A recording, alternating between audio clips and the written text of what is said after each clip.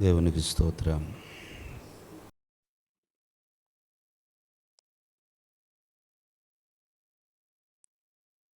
ఎఫెసీయులకు రాసిన పత్రిక 1వ అధ్యాయం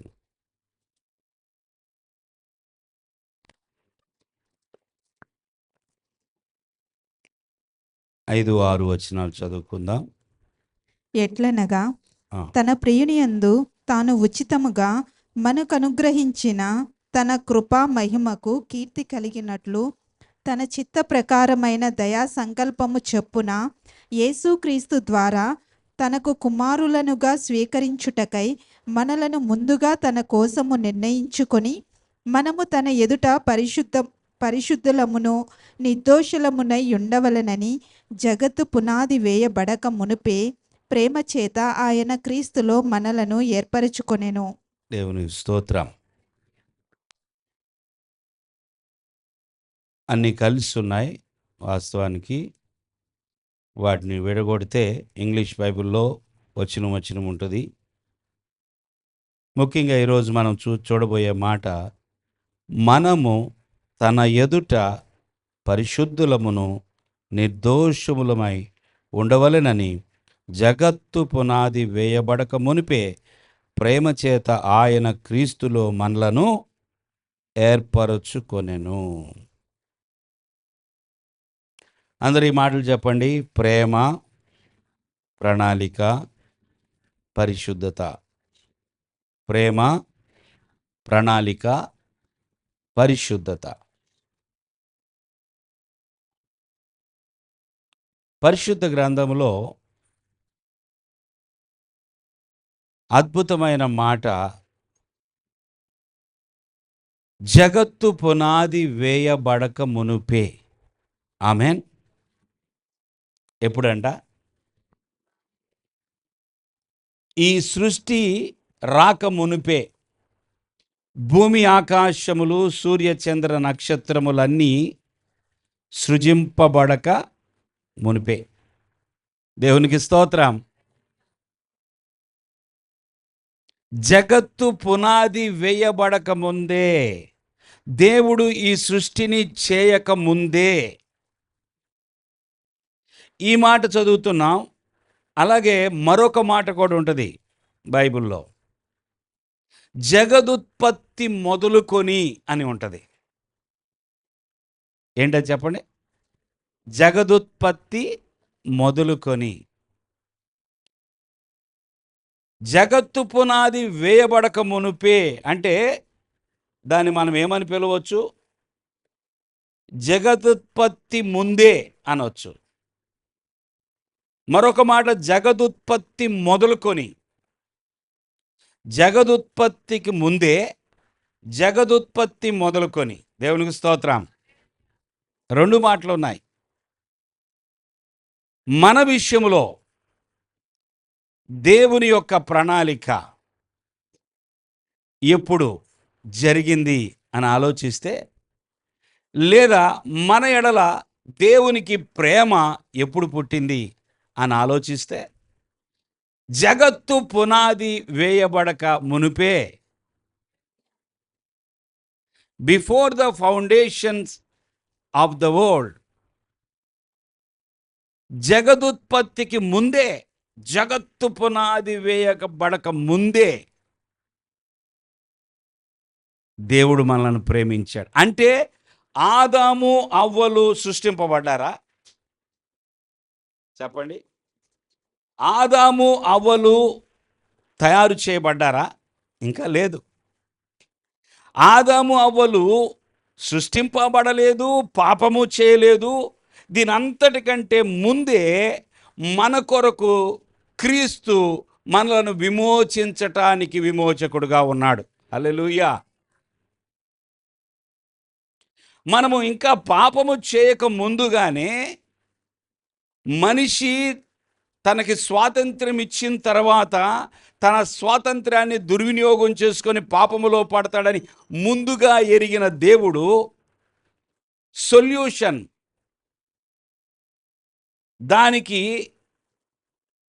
దాన్ని ఎలా సరిదిద్దాలో కూడా దేవుడు ముందుగానే ఆలోచించాడు. దేవునికి స్తోత్రం.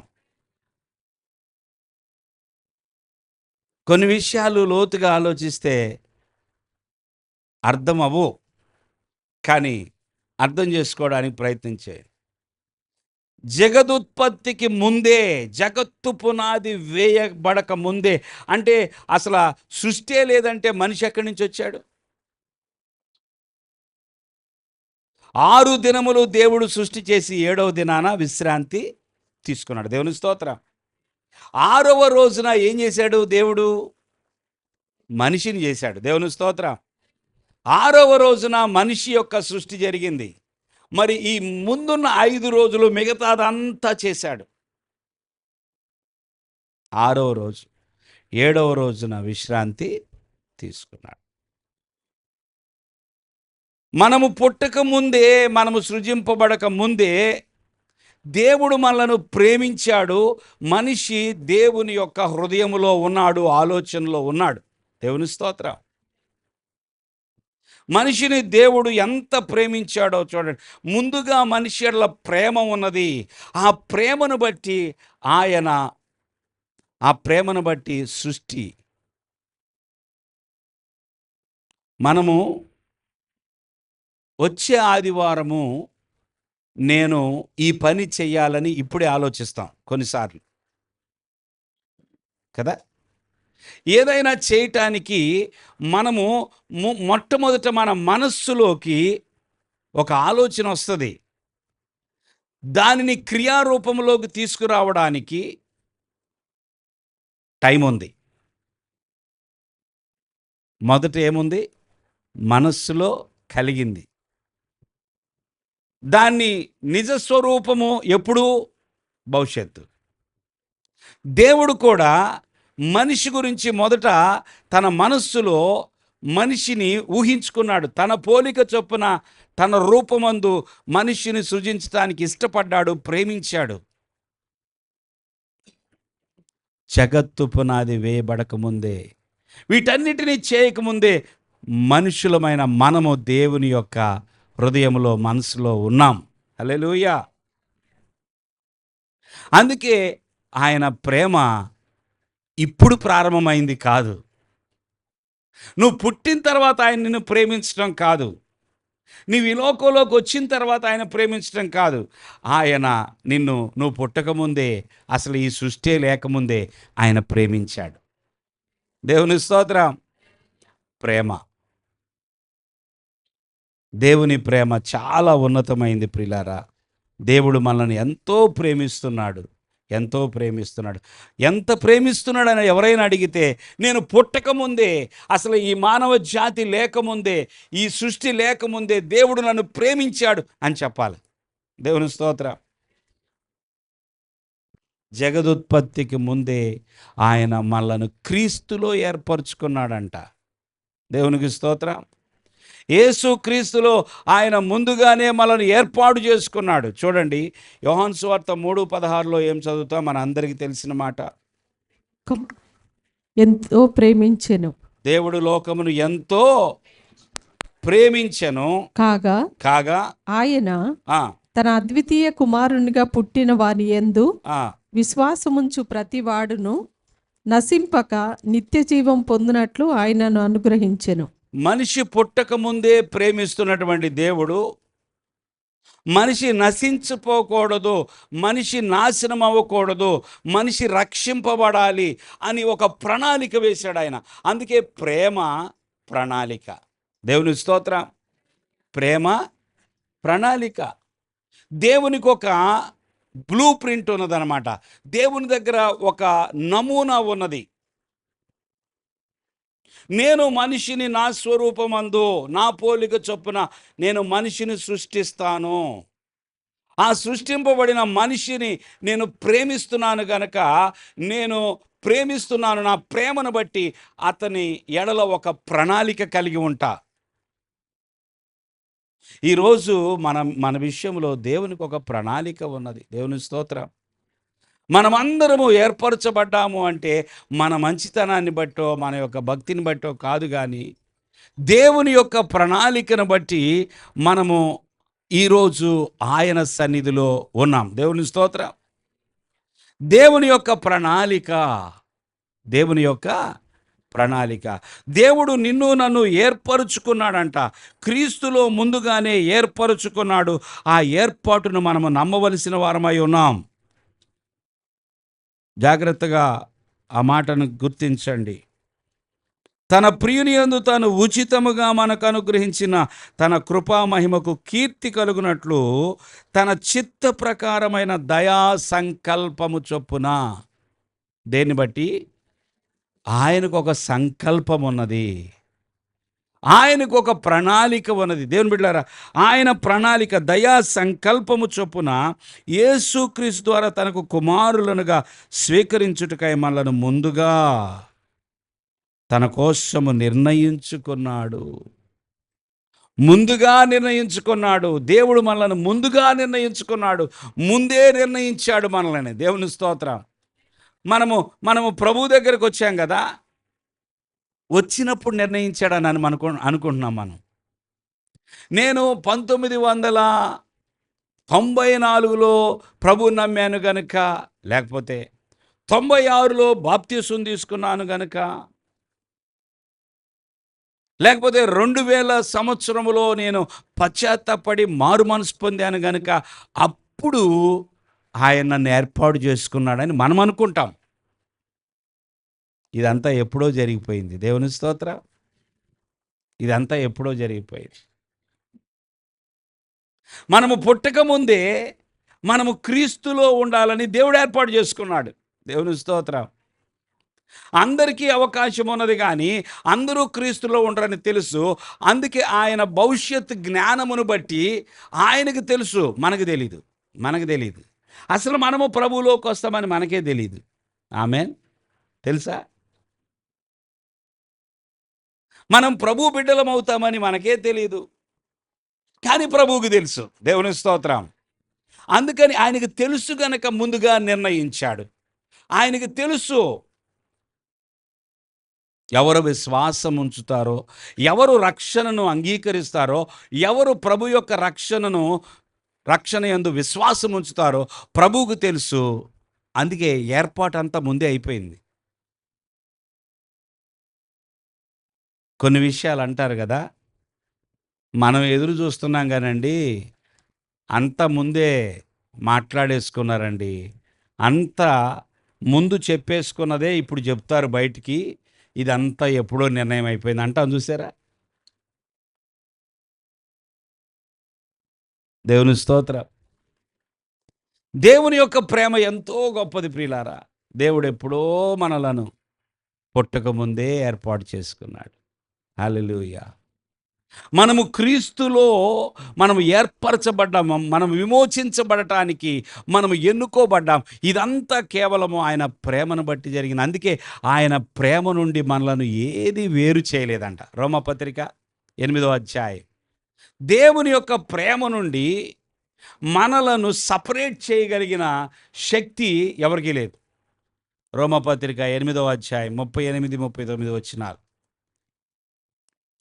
మరణమైనను జీవమైనను దేవదూతలైనను ప్రధానులైనను ఉన్నవి అయినను రాబోవునవి అయినను అధికారులైనను ఎత్తైనను లోతైనను సృష్టింపబడిన మరి ఏదైనను మన ప్రభువైన క్రీస్తు యేసు నందలి దేవుని ప్రేమ నుండి మనలను ఎడబాప నేరవని రూఢిగా నమ్ముచున్నాను. దేవుని స్తోత్రం చెల్లించండి. సృష్టింపబడిన ఏది కూడా, దేవునికి స్తోత్రం, సృష్టింపబడిన ఏది, అక్కడ పెద్ద లిస్ట్ చెప్పారు, ఏది కూడా మనలను క్రీస్తు ప్రేమ నుండి ఎడబాటు చేయలేదు. దేవుని స్తోత్రం. నా బిడ్డను నాకు దూరం చేయబాకండి, నా భర్తను దూరం చేయబాకండి, నా భార్యను దూరం చేయబాకండి అంటారు కదా.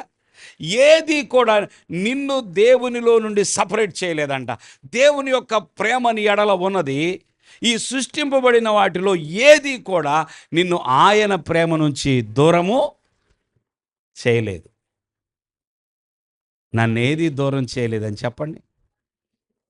నా ప్రభు ప్రేమ నుండి నన్ను ఏది దూరము చేయలేదు. నా ప్రభు ప్రేమ నుండి నన్ను ఏది ఎడబాటు చేయలేదు. హల్లెలూయా. దేవుని ప్రేమ ఎంతో గొప్పది ప్రియులారా. ఆయన ప్రేమ ఆయన ప్రేమ మనల్ని వెంటాడుతుంది. ఆయన ప్రణాళికలో ఉన్న మనలను, ఆయన చిత్తములో ఉన్న మనలను, ఆయన దయా సంకల్పంలో ఉన్న మనలను ఏది కూడా ఈ భూమి మీద ఏది కూడా వేరు చేయలేదు. ప్రేమ చాలా గొప్పది. ఒకసారి ఒక మంచి అంటే దయగలిగిన ఒక వ్యక్తి తనకు బిడ్డలు ఉన్నప్పటికీ కూడా ఒకరోజు ఒక ఆర్ఫనేజ్కి వెళ్ళి, అనాథ ఆశ్రమంకి వెళ్ళి ఒక అనాథను తీసుకొచ్చుకున్నాడంట. ఎందుకు ఈయన ఈ అనాథను తీసుకొచ్చుకున్నాడు? ఈయనకు కూడా బిడ్డలు ఉన్నారు కదా, అయినా కూడా ఎందుకు అనాథను తెచ్చుకున్నాడని చెప్పి ఒక వ్యక్తి వచ్చి అడిగాడంట, ఏమండి ఎందుకు మీరు ఈ అనాథని తెచ్చుకోవడమే కాదు, అంటే అఫీషియల్గా తెచ్చుకోవడం అంటే దత్తత తీసుకున్నాడు. కుమారుడుగానో కుమార్తెగానో దత్తత అంటారు కదా. ఈ రోజుల్లో పెద్దగా అసలు ఆ మాట మనకి వినపడతలా, ఎవరు దత్తత తీసుకుంటున్నట్టుగా లేరు, ఎక్కడో జరుగుతున్నాయి. ఈ అనాథని ఎందుకు దత్తత తీసుకున్నామని చెప్పి ఆ వ్యక్తిని తన పొరుగువాడు అడిగినప్పుడు ఆయన అన్నాడంట, అది నాకు ఇష్టమైంది. దేవుని స్తోత్ర. నాకు ఇష్టమైంది, ఒక అనాథను దత్తత తీసుకోవడం అనేది నాకు ఇష్టమైంది. మనకేం అర్థమవుతుంది? మనిషిని ప్రేమించడం అనేది దేవునికి ఇష్టమైందంతే. హల్లెలూయా. దేవుడు ఇష్టపడ్డాడు. I want to love. ఈ సృష్టిలో ఆయన చేసిన సృష్టి అంతటిలో మనిషిని ప్రేమించినంతగా ఇక దేన్ని ప్రేమించలేదు ఆయన. అంటే ఫస్ట్ ప్లేస్ ఎవరికి ఇచ్చాడండి దేవుడు? మొదటి స్థానం ఎవరికి ఇచ్చాడు? మనం రిటర్న్ గిఫ్ట్ ఎలాగిస్తున్నాం? దేవుడు తన హృదయంలో మొదటి స్థానము మనిషికి ఇచ్చాడు. మనిషిని ప్రేమించాడు. మనిషి కొరకే సమస్తం చేశాడు. ఏది చేసినా మనిషి కొరకే. తన దగ్గర ఉన్న దేవదూతల కంటే కూడా మనిషినే ఎక్కువ ప్రేమిస్తున్నాడు. హల్లెలూయా.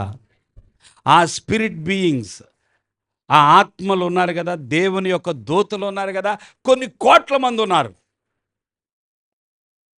వారికి మనకిచ్చినటువంటి ఆధిక్యత వారికి లేదు. వారు నిత్యము ఆయన కొరకు పరిచర్య చేయుటకు, ఆయన్ని గణపరచుటకు, స్తుతించుటకు, ఆయన చెప్పిన పనులన్నీ చేయటానికి వారు 24 hours అవైలబుల్గా ఉంటారు. కానీ దేవుడు మనకిచ్చిన ఘనత, ఆధిక్యత వారికి లేవు. దేవుని స్తోత్ర. దేవుని ప్రేమ మనల్ని ఆయన తన కుమారులుగా కుమార్తెలుగా చేసుకున్నాడు. హల్లెలూయా.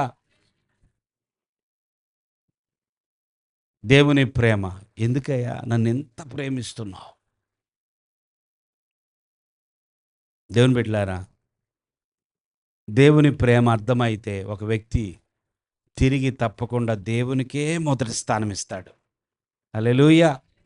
దేవునికే ప్రథమ స్థానం ఇస్తాం. దేవుని తర్వాతేనండి ఏదైనా నాకు. హల్లెలూయా. ఏమంటాం? దేవుని తర్వాతే. దేవుని తర్వాత దేనికి కూడా నేను దేవుని ప్రక్కన పెట్టి దేనికి నేను ప్రథమ స్థానం ఇవ్వను అనే స్థాయిలో మన జీవితం ఉండాలి. దేవుడు ప్రేమ కలిగిన వాడు, దేవుడు ప్రణాళిక కలిగిన వాడు. ఆయనకున్న సంకల్పము చాలా గొప్పది.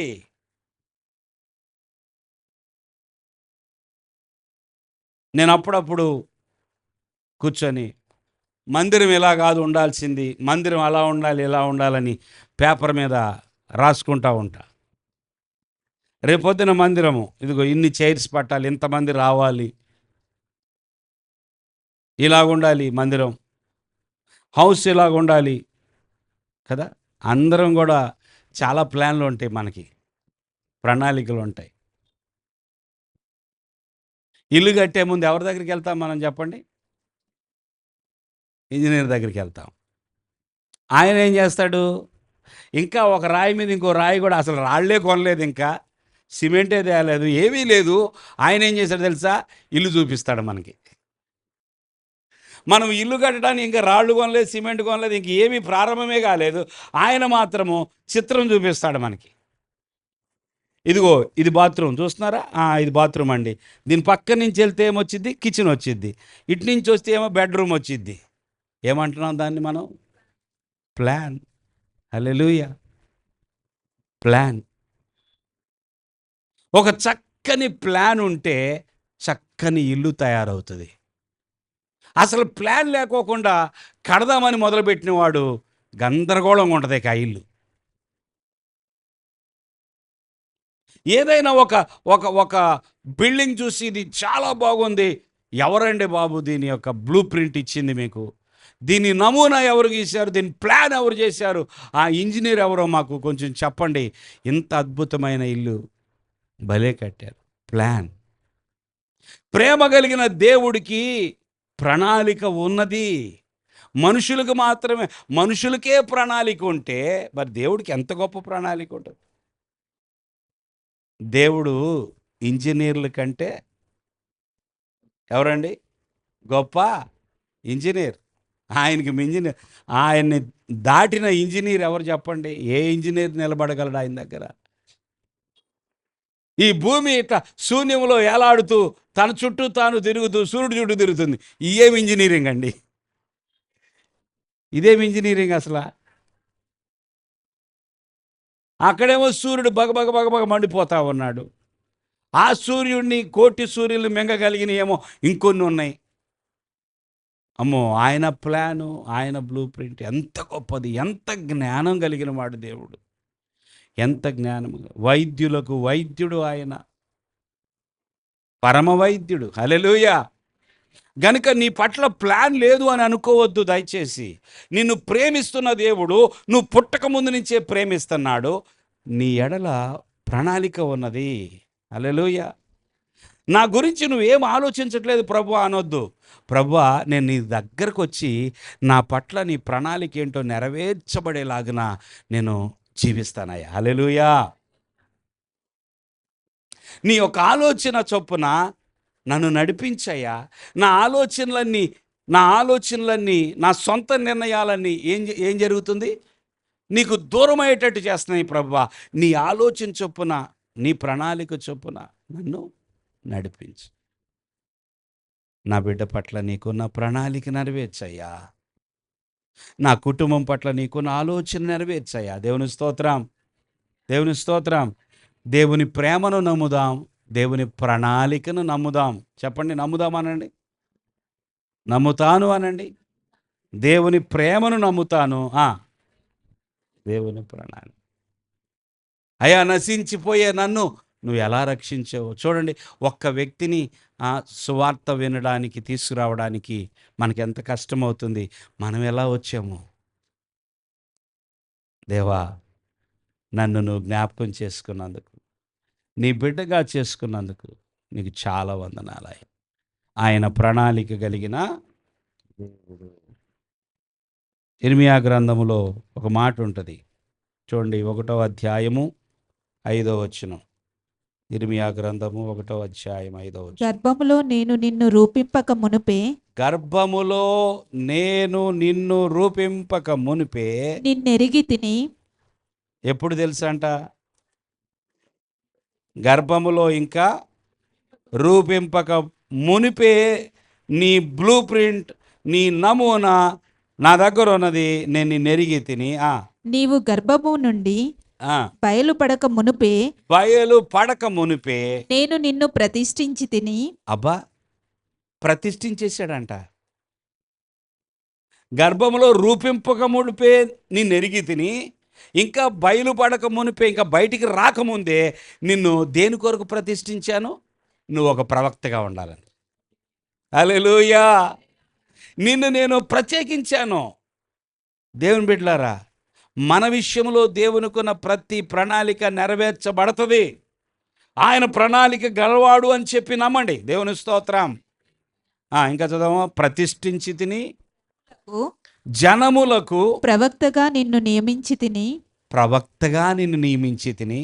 అందుకు ఆ, అయ్యో ప్రభువకు యెహోవా, ఆ, చిత్తగించుము, చిత్తగించుము, నేను బాలుడనే, నేను బాలుడనే. మాటలాడుటకు నాకు శక్తి చాలదని నేననగా ఆ, యెహోవా నాకిలాగు సెలవిచ్చెను, ఆ, నేను బాలుడనవద్దు, అనొద్దు.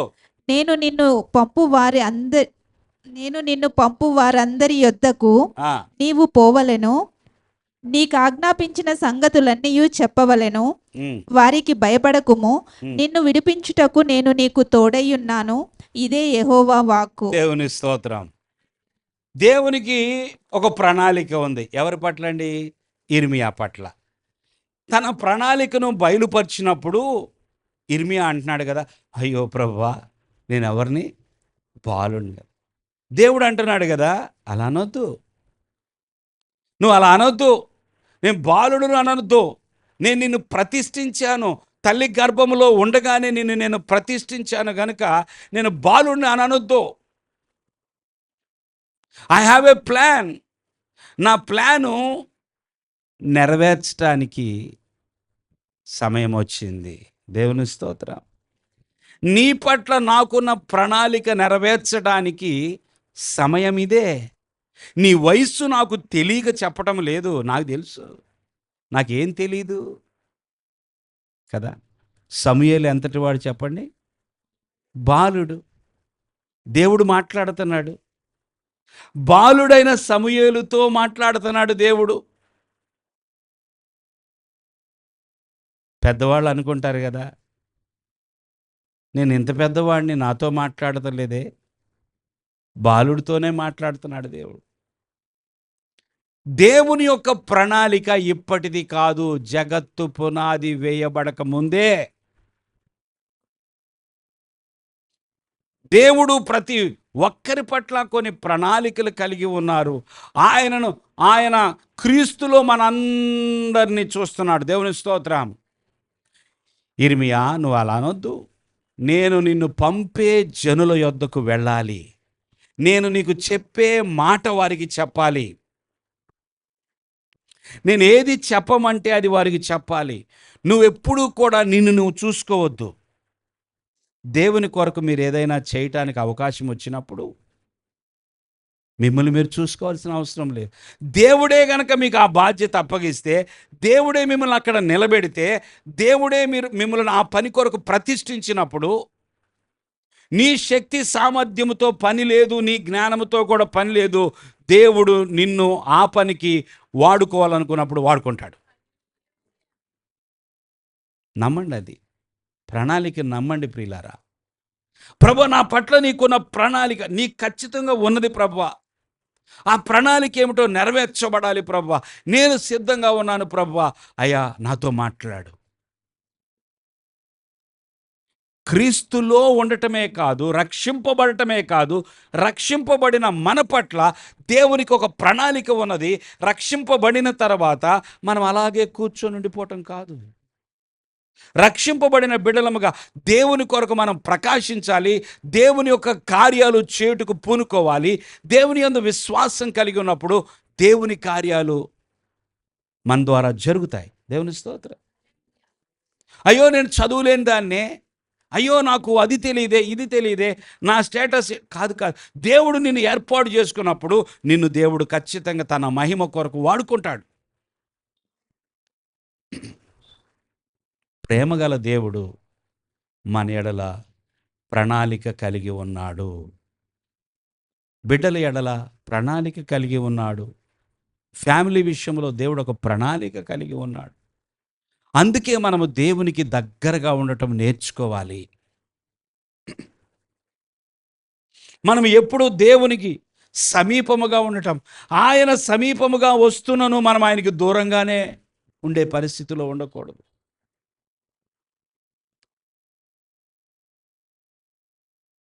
అనేక సార్లు మనలను మనమే మోసం చేసుకుంటున్నాం. అనేక చిక్కులు. అందుకే కదా హెబ్రీ పత్రికలో ఒక మాట ఉంటుంది,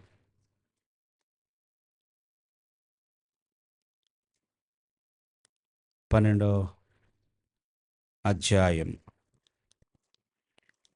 ఇంత గొప్ప సాక్షి సమూహము ఆ, మేఘము వలె మనలను ఆవరించి ఉన్నందున మనము మనము కూడా కూడా ప్రతి భారమును సులువుగా చిక్కులుబెట్టు పాపమును విడిచిపెట్టి సులువుగా చిక్కులు పెట్టు పాపమును విడిచిపెట్టి విశ్వాసమునకు కర్తయు విశ్వాసమునకు కర్తయు దానిని కొనసాగించు వాడునైనా ఆ, యేసు వైపు చూచుచు యేసు వైపు చూచుచు మన ఎదుట ఉంచబడిన పందెములో ఆ, ఓపికతో పరిగెత్తుదుము. ఓపికతో పరిగెత్తుదము. మనము యేసు వైపు చూచుచు ఎలా పరిగెత్తాలంటండి? ఓపికతో. అందరము పందెపు రంగంలో ఉన్నాం. హల్లెలూయా. గమ్యానికి చేరేది ఎవరో? దేవుని యొక్క ఆశ ఏమిటో తెలుసా? అందరూ గమ్యానికి రావాలని. అందరూ కూడా ఆ పొందుకున్న విశ్వాసమును బట్టి ఆ విశ్వాస యాత్రలో గమ్యానికి చేరాలి, గురి వద్దకు చేరాలి. దేవునికి స్తోత్రం. జీవితంలో ఇక్కడ భూమి మీద ఉండగా ఏమి సాధించాలని గురి మాత్రమే కాదు, ఈ భూమి మీదకి వచ్చిన మనము ఈ భూమిని విడిచి వెళ్ళేటప్పుడు ఎక్కడికి చేరాలో అది కూడా గురి ఉండాలి. దేవుని స్తోత్రం. అందుకే ఈ లోకం మట్టుకే మనము నిరీక్షణ కలిగిన వారమైతే, కొరింథీ పత్రికలో ఉంటుంది కదా, ఏంటంట? యేసు ప్రభువుని, ఆయన ప్రేమను నమ్మి ఆయన ప్రణాళిక నమ్మిన మనం ఈ లోకం మట్టుకే నిరీక్షణ కలిగిన వారమైతే మనుషులందరికంటే దౌర్భాగ్యులమవుదుము. మన యొక్క చూపు మనది, we should have a long site, దూరదృష్టి. కేవలం ఈ భూమి మీద ఇక్కడిక్కడ ఇప్పుడు వరకు అంటే ఈ భూమి మీద ఉండే ఈ 70 సంవత్సరాలు 80 90 సంవత్సరాల జీవితం కొరకు మాత్రమే ఆలోచన కలిగిన వారమైతే ఈ జన్మ వలన ఎంత బాధను అనుభవిస్తామో తెలుసా? యేసు వైపు చూచుచు పందెపు రంగంలో ఓపికతో మనం పరిగెత్తుదాం అనుకుంటే మనకి ఏదో ఒకటి ఆటంకం వచ్చేస్తుంది కదా. అనేక సార్లు తప్పకుండా స్పీడ్గా చూడండి, ట్రైన్ వెళ్ళిపోతుంది అనుకోండి ప్లాట్ఫామ్ మీద, మన పని ఎలా ఉంటుంది చెప్పండి? వాళ్ళ దోసి వీళ్ళ దోసి, వాళ్ళని నెట్టి వీళ్ళని నెట్టి వాళ్ళని నెట్టుకొని పరిగెత్తుకుంటా వెళ్ళిపోయి ఆ ట్రైన్ ఎక్కాలా? మనం వెళ్దాం అనుకున్నప్పుడు కరెక్ట్గా ఎవరో ఒకళ్ళు అడ్డు వస్తున్నారు. అబ్బా, వాడొక్కడు అడ్డు రాకపోతే నేను ఎక్కేసేవాడిని. మరి ఈ జీవితంలో మనకు వస్తున్న ఆటంకాలు, అడ్డులు ఏంటి? సులువుగా చిక్కులు పెట్టే పాపం అంట. సులువుగా చిక్కులు పెట్టే పాపం. దేవుడు మనలను ఏర్పరుచుకున్నది ఎందుకో తెలుసా? పాపములో జీవించటం కోసం కాదు. ఆయన తన ఎదుట ఎలా నిలబెట్టుకోవాలనుకున్నాడంటే 6వ వచనం మొదటి మనం చదివిన మాట ఎఫెసీ పత్రికలో,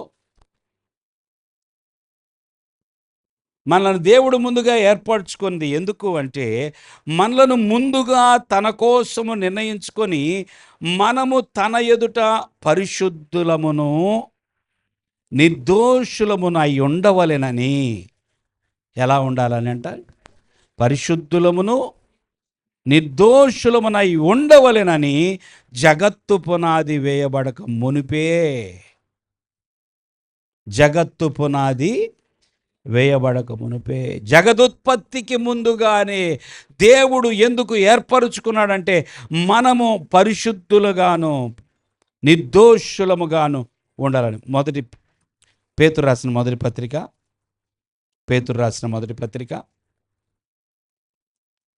1వ అధ్యాయం 15వ వచనం. నేను పరిశుద్ధుడనై ఉన్నాను గనుక మీరును పరిశుద్ధులై ఉండుడని వ్రాయబడి ఉన్నది. కాగా మీరు విధేయులగు పిల్లలై మీ పూర్వపు అజ్ఞాన దశలో మీకుండిన ఆశలను అనుసరించి ప్రవర్తింపక మిమ్మును పిలిచిన వాడు పరిశుద్ధుడనై ఉన్న ప్రకారము మీరును సమస్త ప్రవర్తన యందు పరిశుద్ధులై ఉండుడి. దేవుని స్తోత్రం. నేను పరిశుద్ధుడనై ఉన్న ప్రకారం మీరు ఎలా ఉండాలి అంటే, నేను పరిశుద్ధుడిని, మీరేమో అపవిత్రులు. పరిశుద్ధుడికి అపవిత్రులకి సహవాసం ఎలాగుంటుంది? నేనేమిటో మీరు అలా ఉండాలి. నేను మిమ్మల్ని ఎందుకు జగదుత్పత్తికి ముందుగానే ప్రేమించి, ఎందుకు ప్రణాళిక చేసి, ఎందుకు మిమ్మల్ని పిలుస్తున్నానో తెలుసా? మిమ్ములను నేను పరిశుద్ధులుగా, నిర్దోషులుగా, దేవుని స్తోత్రం, పరిశుద్ధులుగా, నిర్దోషులుగా. దేవుడు తన పని తను చేస్తున్నాడు మన విషయంలో. ఎవరు ఎలా ఉంటే మనకెందుకు?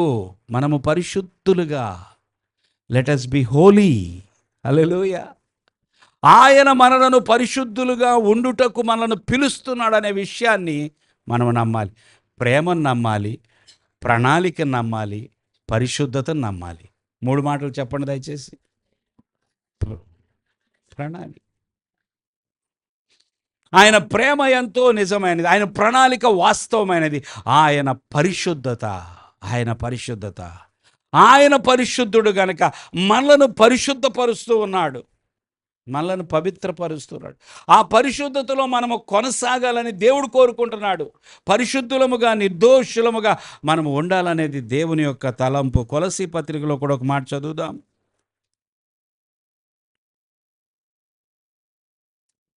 మొదటి అధ్యాయం 22వ వచనం. తన సన్నిధిని తన సన్నిధిని పరిశుద్ధులుగాను, పరిశుద్ధులుగాను, నిర్దోషులుగాను, నిర్దోషులుగాను, నిరపరాధులుగాను నిరపరాధులుగాను, నిలువబెట్టుటకు ఆ, ఆయన మాంసయుక్తమైన దేహమందు ఆ, మరణము వలన ఇప్పుడు మిమ్మును సమాధానపరిచెను. ఇది యేసుక్రీస్తు ఈ భూమి మీదకి వచ్చింది ఎందుకో తెలుసా? ఆయన వద్దకు వచ్చి విశ్వాసం ఉంచిన ప్రతి ఒక్కరిని కూడా ఏం చేయాలనుకుంటున్నాడు ఆయన? పరిశుద్ధులుగాను, నిర్దోషులుగాను, నిరపరాధ. దేవుని స్తోత్రం చెల్లిద్దాం మరొకసారి. ప్రభువు ఆయన తన మాంసయుక్తమైన శరీరమందు ఆయన పడిన బాధ మన కోసం, అది మనలను సమాధానపరచడం కొరకు, మన మీద ఉన్నటువంటి ఆ కీడు, మన మీద ఉన్న ఆ శాపము కొట్టివేసి మనలను సమాధానపరిచి మన మీదకి శిక్ష రాకుండా తప్పించడానికి. దేవునికి స్తోత్రం. మన పరిశుద్ధత కోసం పరిశుద్ధుడు బలి అయిపోయాడు. మనలను పరిశుద్ధులుగా మార్చడం కొరకు, మన నిర్దోషులుగా, నిరపరాధులుగా చేయుట కొరకు తన పరిశుద్ధ రక్తాన్ని ఆయన కార్చాడు, చిందించాడు. దేవుని ప్రేమ గొప్పది, ప్రణాళిక గొప్పది, పరిశుద్ధత గొప్పది. ఆయన పరిశుద్ధుడు, ఆయన ఎన్నటెన్నటికీ పరిశుద్ధుడు. హల్లెలూయా. ఆగస్ట్ 15న మనం విన్న ఆ సందేశంలో కూడా ఆ బురదలో నుంచి బయటికి రావాలి. హల్లెలూయా. అనేకమైన ఆటంకాలు, సులువుగా చిక్కులు పెట్టే పాపము ఎదురవుతూ ఉంటుంది. మనము దాన్ని గమనించుకొని, ప్రభువా నాకు సహాయం చేయి, దీని నుండి నన్ను దాటించు ప్రభువా, దీని నుంచి నన్ను తప్పించు ప్రభువా, దీని నుంచి నన్ను విడిపించు ప్రభువా. బంగారం పని చేసేవాళ్ళు, ఆభరణాలు తయారు చేసేవాళ్ళు ఏం చేస్తారు ఒకసారి ఆలోచించండి. వారి దగ్గరికి ముడి సరుకు వస్తుంది, గరుకుగా, సరైన రూపం లేని ఒక ముద్దగా, ఓ బంగారపు ముద్ద వస్తుంది వాళ్ళ చేతిలోకి. వాళ్ళు ఏం చేస్తారు? దాన్ని ముక్కలు ముక్కలు ముక్కలు చేస్తారు. ఇంకా ఏం చేస్తారు? దాన్ని అటొంచి ఇటొంచి ఏదో వాళ్ళు చేయగలిగింది మొత్తం చేసి ఆ గరుకుగా ఉన్న ఆ ముద్దని కాస్త 4 రోజుల తర్వాత ఒక అందమైన ఆభరణంగా చేస్తారు. హల్లెలూయా. మనం పరిగెత్తుకుని వెళ్ళిపోయి, ఈ ఆభరణం బాగుందా, ఈ ఆభరణం బాగుందా, ఆ జ్యువెలరీ షాప్కి వెళ్తే ప్రతి ఒక్కటి చూడాలనిపించింది. అవునా? దీనికంటే ఇది బాగుంది, దానికంటే అది బాగుంది. ఆ ఆభరణాలు అనేక రకాల ఆ షేప్సు, వాటి యొక్క రూపము, అవి ఎందుకు నచ్చుతున్నాయో తెలుసా? ఒక బంగారం ముద్ద తీసుకొచ్చి మీ ముందు పడేసి, తీసుకెళ్ళనమ్మా, ఇది బంగారం కొనండి అంటే నెత్తినేసి కొట్టుకోమంటారా అంటాడు. దాన్ని ఆభరణంగా చేస్తే ఎంత రేటు చెప్తే అంత రేటు ఇచ్చి భూమిలో దొరికే బంగారపు ముద్దను తీసుకొచ్చి, అబ్బా నా దగ్గర బంగారం ఉన్నదని ఆ రాయిని తీసుకొచ్చి, ఆ బంగారపు రాయిని తీసుకొచ్చి ఇంట్లో అక్కడ పెడతామా? పెట్టం. దేవుడు ఏం చేస్తున్నాడో తెలుసా? కఠినంగా ఉన్న మనలను గరుకుగా ఉన్న మనలను, ఆ, చూడటానికి అసహ్యంగా ఉన్న మనలను, సరైన రూపము లేని మనలను ఏం చేస్తున్నాడండి? ఏం చేస్తున్నాడు? ఒక అందమైన రూపం ఇస్తున్నాడు. దేవునికి స్తోత్రం. ఏం చేస్తున్నాడు? ఒక అందమైన ఒక రూపం ఇస్తున్నాడు. ఆయన మనల్ని ఒక సుందరమైన ఒక ఆభరణములాగా తయారు చేస్తున్నాడు. హల్లెలూయా. మనకి విలువనిచ్చే దేవుడు, మనకి విలువ, మనకి ఘనతను ఇవ్వడానికి దేవుడు మన విషయంలో పని చేస్తున్నాడు. అందుకే ఆయన ప్రతి మస్టును తీసేస్తున్నాడు. హల్లెలూయా. మన మనస్సులో ఉన్నది, మన హృదయంలో ఉన్నది, మన నడకలో, మన ప్రవర్తనలో ఉన్న సమస్త మస్టుని ఆయన తొలగిస్తూ మనల్ని ఎప్పటికప్పుడు శుద్ధి చేస్తూ, దేవుని స్తోత్రం, మనము ఆయన ఎదుట పరిశుద్ధులుగా, నిర్దోషులుగాను ఉండాలని ఒక మంచి ఆభరణములాగా తయారు చేస్తున్నాడు. ప్రియులారా, మీరు ఆభరణాలను ప్రేమించేవారైతే దానికంటే ముందు మిమ్మల్ని ప్రేమించే దేవుణ్ణి గుర్తుపట్టండి. ప్రభువా, నన్ను చూడగా నీకు కొంచెమన్నా ఇష్టం కలుగుతుందయ్యా, నన్ను చూస్తే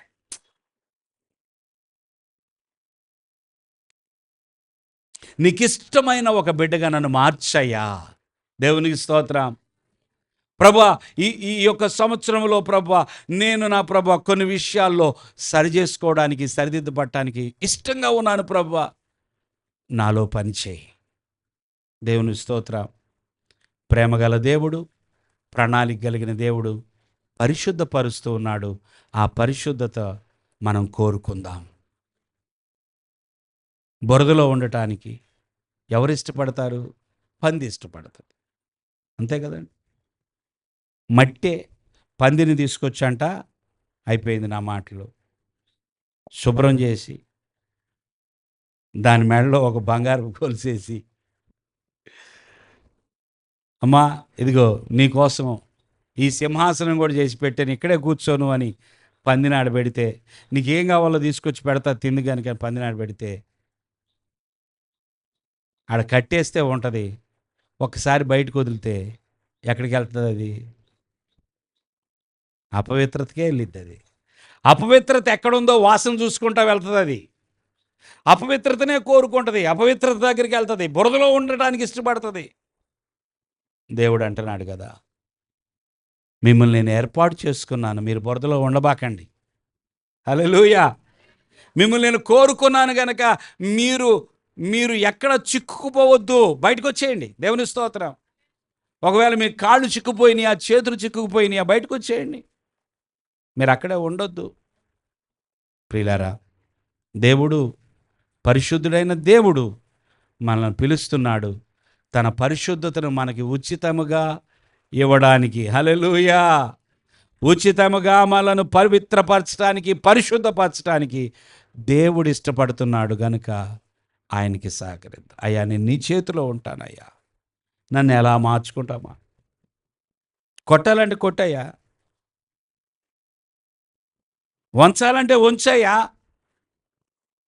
ఏం చేస్తావో తెలియదు కానీ నీకు ఇష్టమైన వ్యక్తిగా నేను అవ్వాలి. హల్లెలూయా.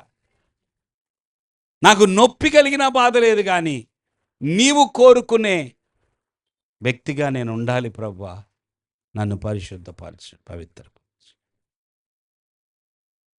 మనము దేవుని బిడ్డలంగా ఈ లోకానికి సాక్షులుగా కనబడాలి. హల్లెలూయా. అట్టి కృప దేవుడు మనకు అనుగ్రహించును గాక. తల వంచండి.